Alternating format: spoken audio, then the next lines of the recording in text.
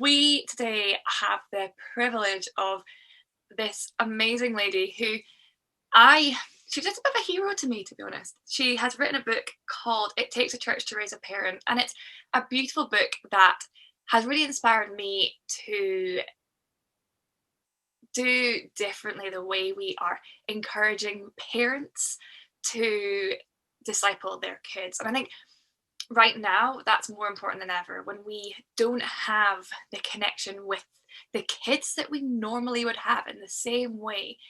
It all kind of has to go through the parents, so it's about enabling them to make their home a place for discipleship, and that's kind of where they're spending all their time. So Rachel Turner is here to share some amazing wisdom with us. She is from Parenting for Faith, which is an exceptional charity, company, organization. So I want to welcome her, and I'm just going to pray for her. It's a pre-recorded talk, but it's a bit weird to pray for that, but we're going to pray for it because God wants to do stuff through it, and I want to pray for you guys too. So let's pray. God, I lift up Rachel, and I thank you for the words that you've given her, and the the inspiration and the wisdom that she is going to share with us. And I just pray for all my friends here today as well, that you prepare them ready to hear, that you inspire them with creativity and with a refresh and a repassion for what you're doing through them in their context, where they are, with the people they're with. Amen. Hello, my name is Rachel Turner, and today I wanted to share a bit with you about faith at home. I have been a children's pastor and a youth pastor and a family life pastor and done a lot, and now I'm the Parenting for Faith pioneer at BRF. And my journey began like everybody's journey in working with children, working with young people, and really wanting to see them be God connected. Often I talk about I want kids to be connected to God. I want them to feel heart to heart with God, like they're on their own journey with God. They found their own path with Him. They know how to love Him, how to feel His love back, how to access His guidance and His truth, and how to enjoy their connection with Him in the way that looks authentic to them, so that they can access all of God and all of the identity that He gives us and our purpose that He gives us. And yet, so often we feel sort of stuck just growing God smart kids. And I really wanted to grow God connected kids. And so as I worked on my ministry, I began to see kids truly God connecting. And it was so exciting.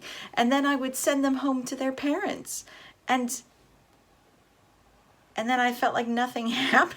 And I was kind of annoyed, not gonna lie, kind of annoyed, because I was sending these kids home and wanting them to continue on the wonderful path that I had set them on. And it felt like it sort of dropped off. And so I began to, send things home to parents. I'd write up fancy dancy worksheets for them to get. And I'd send home those worksheets. And would they do what I asked them to do? No, they did not. I'd find them after church scattered on the floor. They would rarely come back or feedback or do anything, and I just got really frustrated. And so in the congregation that I worked at, they allowed me a retreat once a term, and it was amazing. And so I got to go away on my own, which I love being on my own, and just pray and seek God and find out. And so I went away begging God to teach me how I could manipulate these parents to do what I wanted them to do. And so I was like, okay, God, I have my stuff.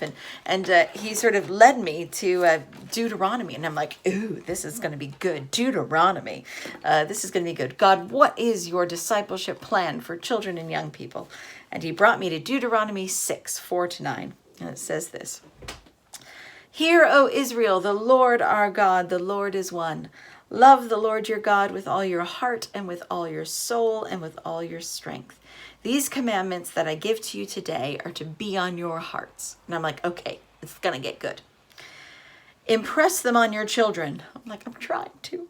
Talk about them when you sit at home and when you walk along the road, when you lie down and when you get up. Tie them as symbols on your hands and bind them on your foreheads. Write them on the door frames of your houses and on your gates. And in a moment, have you ever felt God sort of like, not slap you, but just a revelation of truth just sort of hits you massively. And at that moment, I thought, wait a minute, I am in none of those places. I don't get to sit with them at home or walk along the road with them or lie down or get up with them. No, thank you, child protection. I don't get them dressed in the morning or decorate their houses. I am not in those places. But if this is the center, the sort of core of God's discipleship plan for children and young people, then it's supposed to happen in the ordinary, everyday, boring bits of life. Because that's where He is. But that's not where I can be for my 80 kids. The only person who is perfectly positioned to disciple these kids in the ordinary, boring bits of life are parents. And I'm spending all my effort on my children's ministry rather than empowering all parents to be able to disciple their kids in the ordinary, boring bits of life. And it was a massive conviction for me. And so I began to look at it and do the maths, because why not? And if these kids came to my children's ministry every Sunday or every midweek group, because some of them I only saw midweek, I would get them for 50 hours a year. 50 hours a year. And for some of those kids who came, when our groups were longer, let's say double that, 100 hours a year. But they get, on average, I think the latest statistics are like 1,542 hours a year of media. If I get 50, they get 1,542 hours of media.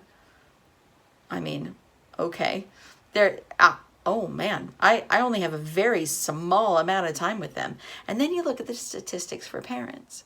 Parents have between 2,000 and 3,000 hours a year with their children. I'd say on the top end of that, during lockdown, they have an enormous amount of time with their children.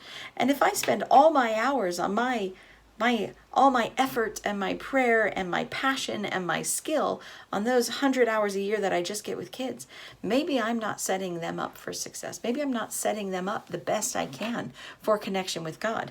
Maybe the best thing I can do is resource the parents who are there in the ordinary, everyday, boring bits of life. And I can still do my bit. I believe that there's a child within a family who's within an extended family, who's within a church community, who's within the sort of structure of the church, and there are these layers upon layers upon layers. And as the church, we offer something unique and different. We offer a community of believers, a community of windows for kids to look at, a place to be purposeful, a place to do formal teaching, a place to gather together, a place to be loved. There's so much strength in the church, but there's so much strength in parents too. And I want to see parents disciple their kids in the ordinary every day. And so particularly in this season, I think this topic is incredibly important because for many of us, we don't get to meet together anymore in this particular season. Parents have always been on the front lines of discipleship of children and young people, but now they are like super exposed, taking the front.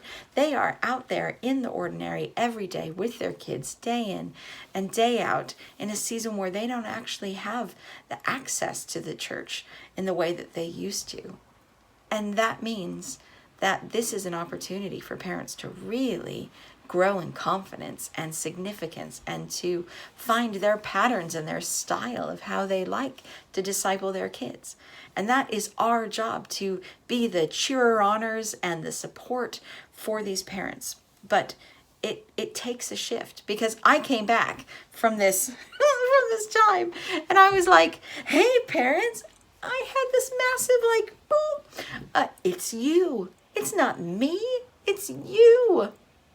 How exciting! And I was shockingly not greeted with a bunch of parents who were like, thank you. I was looking for one more thing to land on my shoulders, and I was waiting for the church to be like, we don't have to do anything. It's all on you. I feel so empowered. And I looked at a swath of parents who looked scared, who looked insecure, who looked like they disagreed with me, who looked like they weren't sure what to do, who were worried that they weren't theological enough, smart enough, that they were going to hurt their kids, that they were afraid of their kids being disappointed in God. It was like, whoa, this huge pot of 1,000 reasons, 1,000 reactions to what I was saying to them. And so the past journey for me of the past 15 years has been, how can I equip, empower, and support parents to feel confident and skilled and able to disciple their children well? In alongside all of my work with children and young people directly, there has been this thread of how I can do that. And so today I'm just going to be speaking a little bit about from this book. Oh, I think I'm reversed, so I'm going to wave it to you, but it's going to look reversed. But it's the green one, and it's called It Takes a Church to Raise a Parent. Creating a culture where parenting for faith can flourish. And this is everything I've learned about how to be a church that equips, empowers, and supports parents. And I'm going to give you a little bit, very shallow, a skimming of the top of some of what we cover in this book.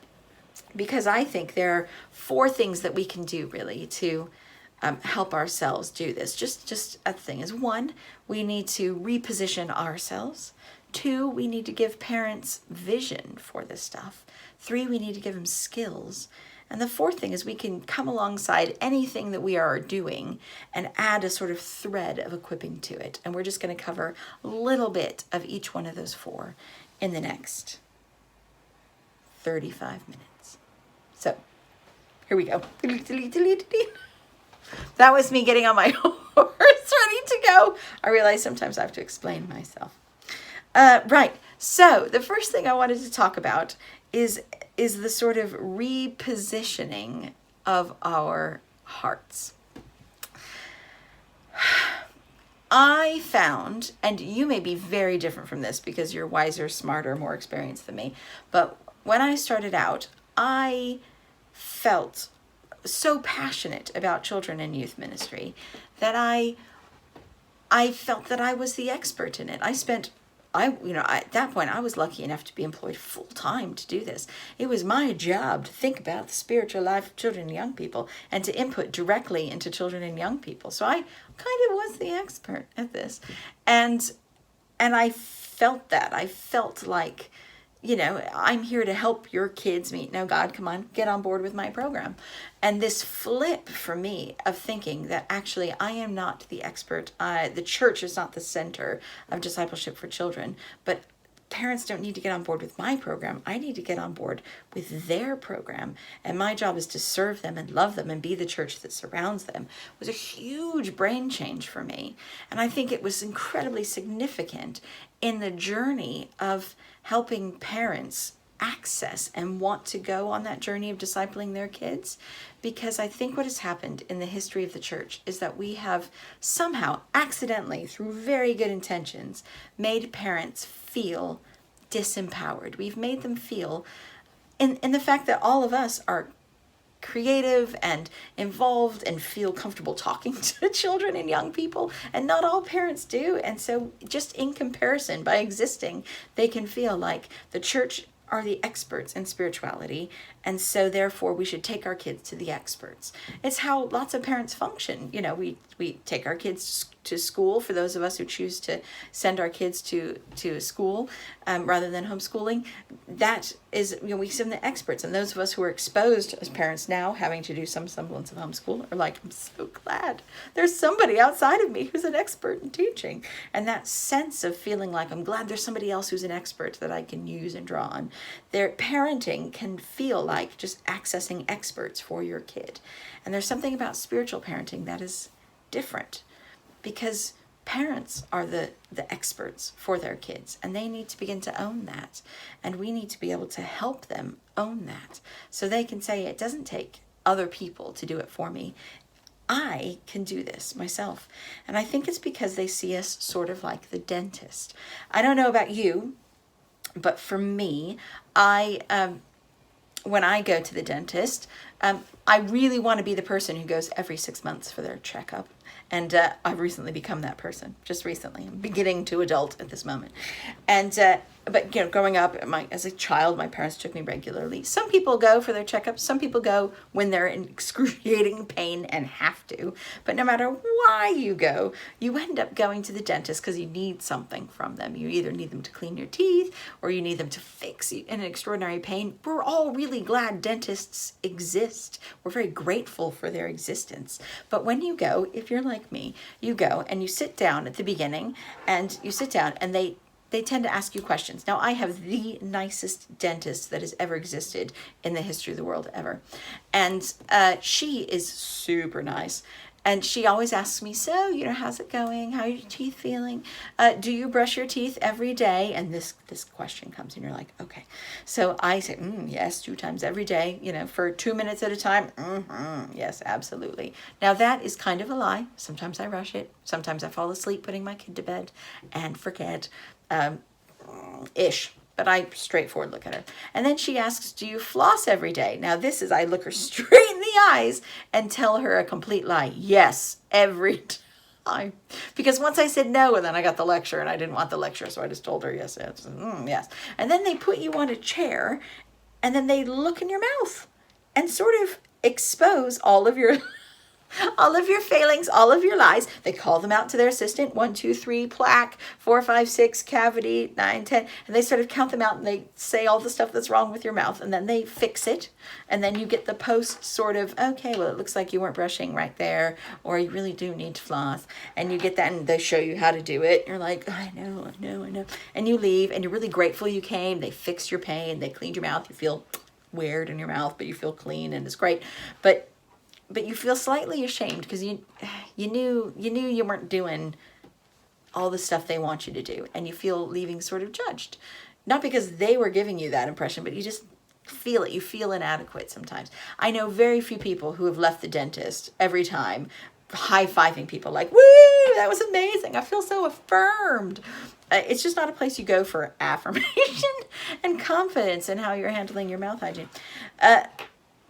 But I think often parents feel that way about the church, that we are the dentists. We have an agenda. We have how we want them to do it. We know what we want them to accomplish. And then when they come to us, if their kid is having a nightmare, if their kid is wanting to connect with God, and we're like, well, are you praying at home? Are you doing these things? And they feel like they're going to meet with us saying this is the standard and you're not good enough. And so I think we need to really change our positioning, because there's lots of things we accidentally do that make us come across as dentists. We send home worksheets and we say bring them to church, and we say or want come to the Zoom call, and they feel like there's all these things they should do, and should is an absolute kryptonite for parents. Instead, what we need to be is IKEA.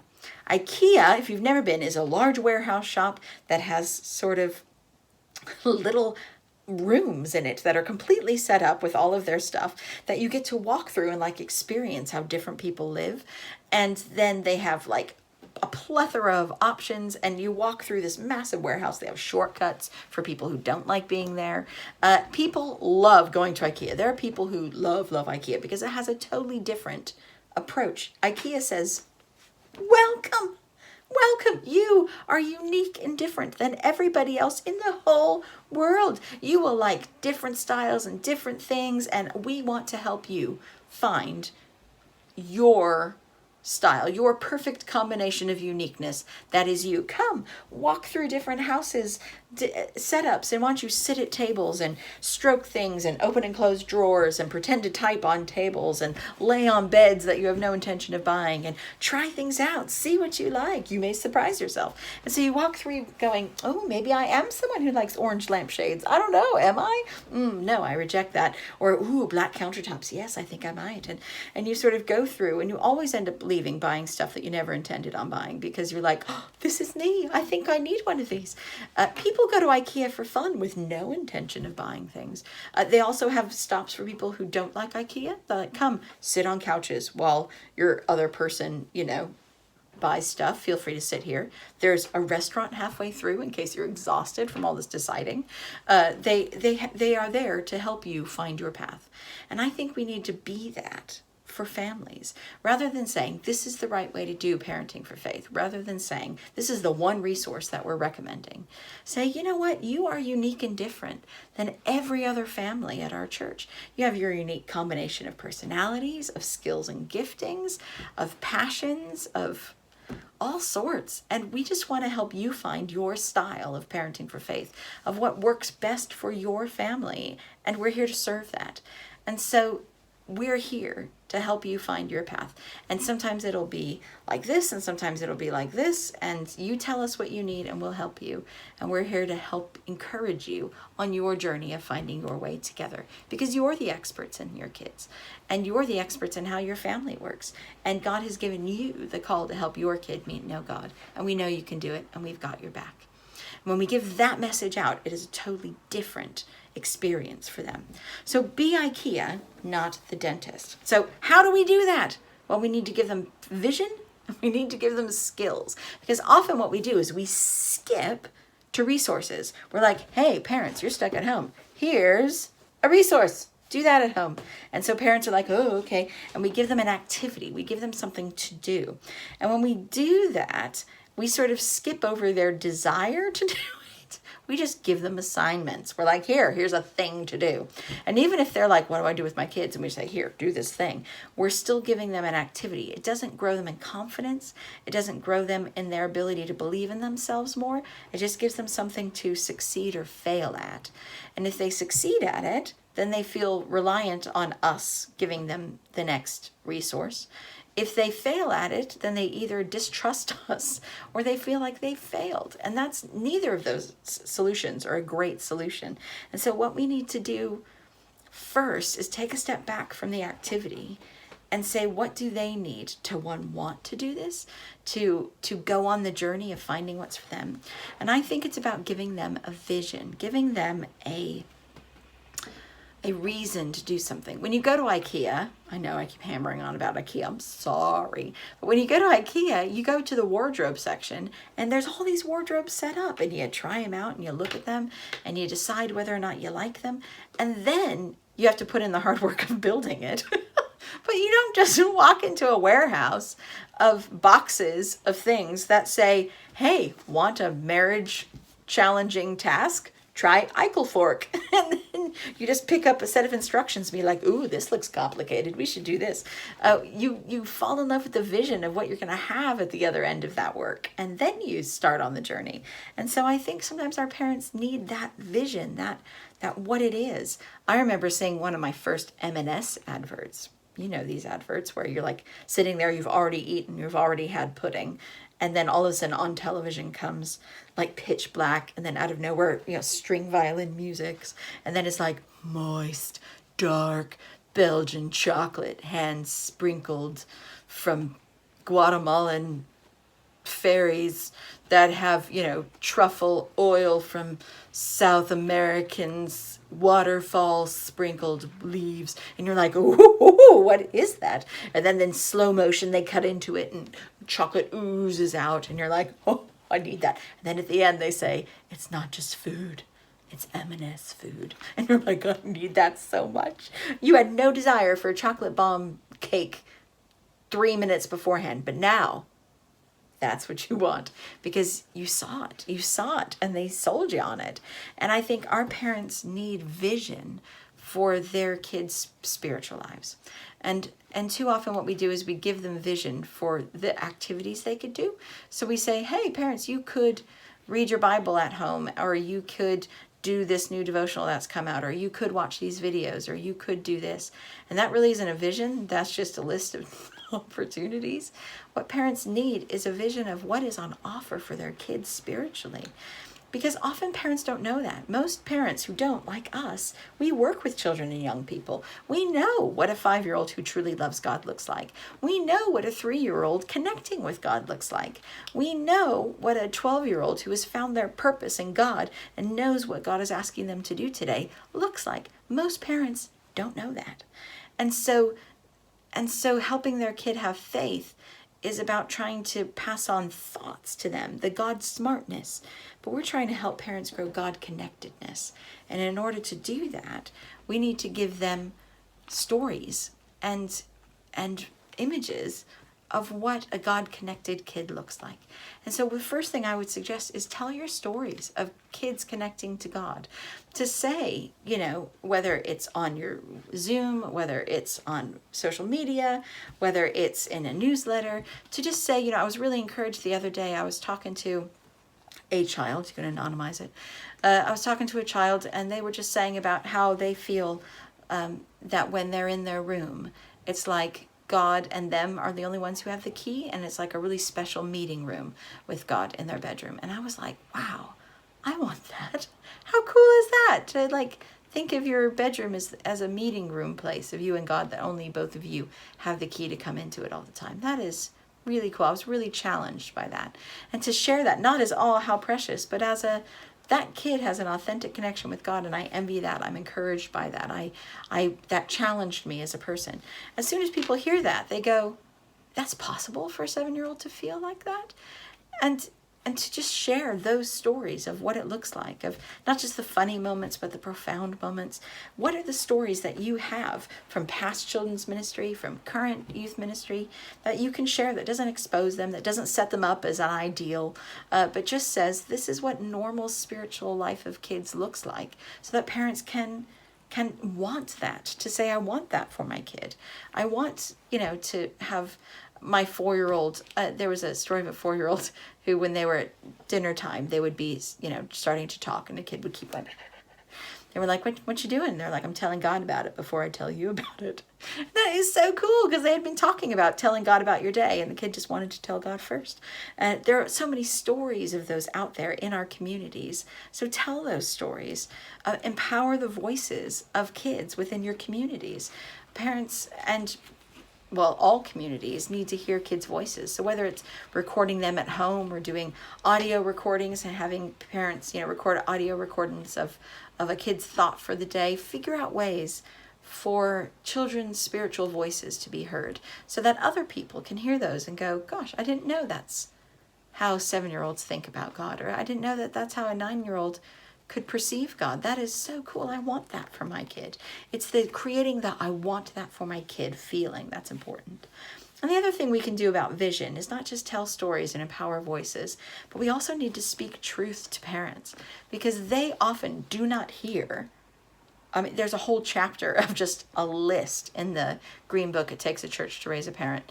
There's a whole list of truths that parents need to hear, because they genuinely need to hear people like us say, parents, 1 week in your house is worth a year's worth of Sundays. And that, statistically, that is true. A child in a home for, I think it's two weeks if school's happening, 1 week if not, is equal to a year's worth of Sundays. They are always, a parent on a most mediocre day is always going to be more impactful than the church on its best day, because kids love their parents, and parents have a special role in their children's lives, and that parents are beautifully positioned to be so influential. And they need to hear the church say, we trust you with your kids. You're going to help your kids meet and know God, I promise. There are ways of helping your kid take their next step. All of that stuff that they need to hear from the church, that we believe in them, that there's no one right way, that it's all about just helping kids find their next step. It's not about creating perfect Christians, that they don't have to be theologians. There's so much truth that we just need to speak to parents to remove all the boundaries and barriers off of them. And even if you did nothing but encourage parents in the way that looks at what those insecurities are, removes them, and speak those truths. And if you want to know what those truths are, have a look at the book, then be that. So by the time we've spoken encouragement and truth over parents to sort of help them understand who they are and what's expected of them in a way that it's not from us, and that they've got it just as they are, no matter where they are in their faith journey or how they're feeling today, and that this is all on offer for kids, they're kind of ready. They're kind of like, I want to do this. I want to help my kid meet and know God. So we've repositioned ourselves to be IKEA, not the dentist. We have started giving vision to these parents by telling stories, by speaking truth. And you can do this in little sentences. You can do this in paragraphs and videos. However, it's these little things that you can do.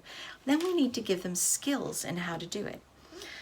Now, I say skills, not activities. You may use activities to do it, but I think for me, what I want to teach parents is not how to read the Bible to your kid. I want to teach them how to spiritually influence children, and then they can use whatever resources they want to use. I want to teach them how to do things, not necessarily the what to do. I'm not sure that makes sense. I'll explain to you what I teach parents. I tend to teach parents, we focus on 5 skills. Well, there's loads more, but like when I first start out, which is one, like create windows. How do you as a parent share about your life with God and let your kids see your life with God in a way that's authentic? Because often we feel as parents the pressure to perform like great Christianity. I'm happy, thank you, Jesus. But actually your kids need to see what it's like when you're stressed and when you're tired and when you're in lockdown and when you're feeling dry and when you're missing church and when you're having joyful times and when you worship in the kitchen and, you know, the ups and downs of faith. They need to do that. And parents need to learn the skill of creating windows into their lives and feeling comfortable and confident to do that. So we teach them how to create windows into their life. We teach them how to frame the world and say, this is what you're looking at. When you're looking at a broken world, this is where God is. How to answer questions that are awkward, how to answer all spiritual questions. We equip them to do that so they know how to have those conversations with kids and how to explain the world around them. We teach them how to unwind wrong views of God, which is basically how to keep an eye on what your kid thinks about God and how to broaden that out so they have an accurate view of God. We teach them how to chat and catch, how to help their kids find their own conversational prayer with God. So they're not stuck performing prayer or stuck in a formula of prayer or reaching that crunchy point of I can't get my kids to pray out loud. How do you actually release your kids to love connecting with God in their way? And we teach surfing the waves, which is basically how to jump on board with whatever God's doing in your kids' lives and partner with that. And so those are our 5 first tools. You can find them online at the parentingforfaith.org website. It's in this book, Blue Book for Parents, Parenting Children for Life of Faith. There's a Parenting for Faith course that's for free on our website. It's 8 sessions that teach parents this that you can run with free participants guides and free leaders guides and things. And we even have a leaders guide with supplements for parents with children with additional needs. We got all sorts. But however you choose to teach those tools, teach how to do those things, because that's what parents need. They need to know how to talk to their kids, how to let their kids see faith, and how to walk alongside their kids' journey of faith and coach it. That's what they need. And so whether or not you give them a resource is sort of a side point to empowering those parents to do those things, because none of those things require a resource. But boy, can they use those things when you give them a resource. They can pick up a resource and use their windows and their framing and all sorts. And it also, I think, relieves the pressure from us to produce a lot of resources for parents. Rather than pouring all of your effort into making more family devotionals and things, pour some effort into equipping parents to do these kind of things at home. And then you can recommend resources that they may want to use, rather than using all of your effort to make those resources. So you can teach these skills. You could do a Parenting for Faith course if you want to, do a gathered thing. You can do it online, however, but you don't have to do it in a course. You can do one-offs. I love one-offs. If you want one-offs to work, do something really specific. So if you do we're going to meet 15 minutes after church on Zoom on the Sunday morning to discuss how we can spiritually parent for faith at home, you'll get a lot less people show up. Then we're going to meet for 15 minutes after church to specifically talk about nightmares and fear, and in this season, how to help our kids spiritually cope with the fear and change. People will show up to that because they're like, that's a thing I need. And so sometimes do your one-offs. Pick a small topic, give them one tool in it, and that's great. You can also, we have, particularly in this season, a lot of multi-generational opportunities, don't we? Where sometimes we, do kids Zooms where the parents are there, or we do church on Sunday where there might be a slot for families. And so we're doing that side by side. Or you may be involved in the adult church delivery and stuff, and you can just model these things. Use these things like creating windows to say, we think it's really important that we share how and where God is in our lives. And so I just wanted to say, this week I was in the shower chatting to God, and he dropped this thought in my head, and it was so revolutionary for me, and it was so powerful. And I just love that even in the shower, God and I can have these amazing chats. Now, some people who are listening to that may have never thought that you can talk to God in the shower, and that will be a huge window that they've just seen sort of into your life. And then you can say, if you're in a room with some people, if you're not in a room with some people, type it in the chat. If you're in the room with some people who may be your family or someone you're in a bubble with, why don't you turn to them and say one place that you and God had a chat this week, and you create an opportunity for them to have windows for each other. And you've just given them a skill and an opportunity to use that skill that you're thinking, I want to teach them how to create windows. You do that every week for 2 months, and then you can say to parents, you can create windows all the time by worshiping in front of your kids and sharing more of the stories, and then you can send them things once a week to create a window into, and all of a sudden you're just resourcing a tool. Pick a tool, resource it. You can drop that into any multi-generational experience. And the last thing, we've talked about being IKEA, not the dentist. We've talked about giving vision to parents through stories and through truth-telling. We've talked about giving skills of how to be and how to do spiritual influencing, not just the what to do, and how we can do that. But the last thing I would suggest is that we use the pathways that you already have. I think sometimes for parents, they feel like, oh man, now it's a whole bunch of more stuff that I have to do, that I have to add to my life. I have to find more time to do this. And for me, Parenting for Faith really is about doing your life and just being you more open and keeping an eye on your kids spiritually, and it being very organic. So it's not about adding anything to your life. It's just about doing your life the way you really want to be doing it. And for us in ministry, I feel that's the same. When we look at parents, I never want us to feel like, oh man, now we have to add a whole family ministry parent thing to it. And I'm just too tired. Because even if you add nothing to your program, but just think, how can I resource parents within this? It will be deeply significant. And so here's a few things without changing anything, and in your children's ministry or youth ministry, how you can sort of come alongside what you're already doing to resource parents. 1, use your multi-generational areas to model. We've already covered that. But 2, you might want to involve parents a bit more. Now, I think I just may have lied to you now that I say this, because it may take slightly more time. But for instance, when you're planning curriculum, what we do often is we go, I know what I want to do next. This is what God is saying. Ta-da! Here we go. But it's really helpful to just send an email or a video out to parents saying, hey parents, we're here to come alongside what you are already doing in the spiritual lives of your kids at home. And so is there anything in particular that you think would be really beneficial for your kids for us to cover as a church? Because as a church, we can do more formal teaching.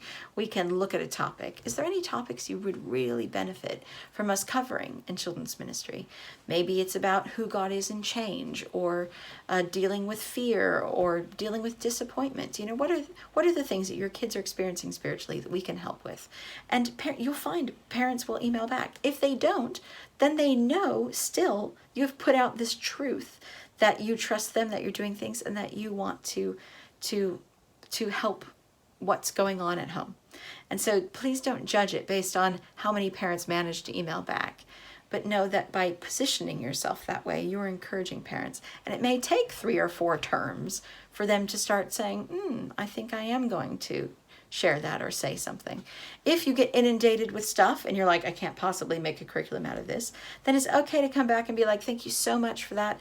We're not going to be able to take that specific question into the topic, but here's a podcast that may help your kid in that way, or here's a book that you may want to read with your kid and create some windows into your life about it, and you can begin to coach that parent so that they're not just saying help with this and you're like, sorry, I can't, but they say help with this and you're like, oh, it doesn't fit this time, but here's some ways that you can do it at home, and I'm willing to walk with you on that journey to have some next steps. There's always some next steps for you. The Parenting for Faith website has a lot of resources. I think we have over 200 and something articles and videos that can help topically with that. But also we have a podcast. We're on our like 97th episode or something. It's a weekly podcast for parents, and we have like 3 segments at a go. So right now we have like over 300 pieces of content on all sorts of topics that you can search and scroll through and find. So there's always going to be something there. And if we don't have it, email us and we'll make it for you. Right. So do that.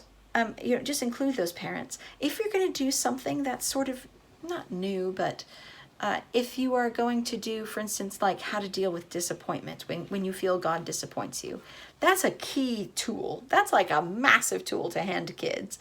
And often what happens as a parent, I can tell you this, is that sometimes I have no idea what's going on at school. And so my kid has a question on maths and I'm like, I've never seen that before. I don't know. And I feel like an idiot because I don't have the tools that my kid has. And so when he asks for help with the tool that I don't have, I feel really clunky and out of it and feel even less of an expert than I thought I was on my kid. And so if you're going to introduce something like disappointment with God, it's really helpful to give a heads up to parents, to say, hey parents, this week we're dealing with how to deal with disappointment when you're dealing with God. We'd love, if that's something that would be significant for your family to know about, then this is the 3 points of how I explain it. I take it from the Psalms. I say it's, draw near to God, tell him how you feel, thank him for who he is, and invite him into it. So that's what we're going to teach the kids. If you want to know how we're going to teach it, feel free to join in the Zoom. Here's the link. And so that you're saying, parents, I never want you to feel like you're playing catch up with your kid's spiritual life. And I never want to give your kid a tool that you don't know about. And so that doesn't mean you have to engage with it. I just want you to know where to get it in case you need it. And so if you're going to give kids a tool, find a way to make sure parents have access to it and have a heads up about it so that they know. And that's something that's really easy to do. And another thing is to facilitate conversations. Your parents, often what we do is we try to give them information. Hey parents, this is what we covered on the Sunday. But then they're like, great. Or they'll ask their kids, what did you do in your group? And they go, meh, I don't know. And you're like, I promise we did something great. And so rather than just communicate, we actually did this, communicate, hey, we talked about fear and who God is in fear, and then facilitate a conversation. What is the one time you, parent, were most afraid and God did something about it? And then parents can go, oh, that's an interesting question. And then they can have that question to ask their kid, to say, ooh, what did you say? And this is what I would say. And you're facilitating conversations. Give them questions that don't have right answers. At the end of the podcasts, we always give a question to start an interesting conversation with your kid. Give them an interesting conversation starter every week for families to facilitate those conversations so that we're saying, you've got this, parents, you've got this, and to enable them to have tools. And you can even come alongside the main adult sermons and do the same thing. And so rather than make it based on what the children are covering, you could always watch the main service. I know, I hate all of these words too. Adult sermons, main services, we can just go with me. I do not have that value. I love multi-generational, but you know what I'm saying. The sermons, you can always listen to that sermon and then send a midweek question out on text or on Facebook or Instagram or however you get in touch with everybody and say, why not, based on the sermon this Sunday, why not ask this question at dinner time or create this window into your life or frame for your kids this. And you can then jump on board with what the parents' journey is, not just the kids. There are so many ways of just coming alongside. Once you know your tools and skills you want to share, once you know the stories you want to share, then you are just in this free flow. Feel free to not try to do it all at once. months. This is a journey. And it could be that it may take 2 months of just sharing the truth telling and speaking this stuff, or it may take 3 months of telling stories, or you may want to tell stories and jump right into the skills and run a course. I don't know. But you have all that you need to help parents, because primarily what parents need are people who want to cheer them on and encourage them and be on their team. And that means that you don't have to have children to do this. When I started this journey, I didn't have any kids. And once I had a kid, it hasn't changed how I teach it, because all of this stuff is from how we walk alongside the spiritual lives of children. And parents don't need you. I'm never saying parent like me. I'm saying I want you to parent like you, because you're great and I admire you and I want you to have everything you need. And so whether or not you have a kid, you can say, I want you to parent like you. How can I support you, cheer you on, give you everything you need and make you feel confident? Everybody needs someone to believe in them and tell them they're doing great. And so be that person, whether or not you have kids, whether or not your kids have grown up and are walking with God or not. It doesn't matter, because you're not saying parent like me. You're saying, I believe in you and we believe in you and we want to support you and love you because we love you. And we want to see you have the greatest joy of parenting, which is to help your kid meet and know him. There's no guarantees. We're not saying you do everything we tell you to do, you're going to guarantee to have a kid. Kids have their free choices, but you can step into this role and enjoy it and do it to a way that looks like you in wherever you are. And we believe in you. And that is a powerful message to hear. And I just wanted to say it's the message I have for you too. You, just as you are, constrained as we are in lockdown, can make a massive change for generations to come. Not just because you're brilliant in the lives of children and young people, but because if you invest in parents, you're not only helping that family flourish in faith, but you're training these children how to parent their children, who will parent their grandchildren, who will parent their great-great-great-grandchildren, and how to meet and know God in their everyday, in their lives. So I just want to pray for you really quickly. God, I thank you for this group of people. I pray that you would inspire, encourage, equip them to do this with the parents that they have, the ones that are right in front of them, no matter where they are in their faith, their experience, their mental health, their abilities, that you would just empower these volunteers, these part-time and full-time employed people to just love parents and equip them so that we may see generations of children and young people come to know you in their everyday, ordinary, boring bits of life. In Jesus' name, amen. Feel free to get in touch whenever you want. parentingforfaith.org. There's a contact us page. We'd love to walk alongside you as you do this. Bless you.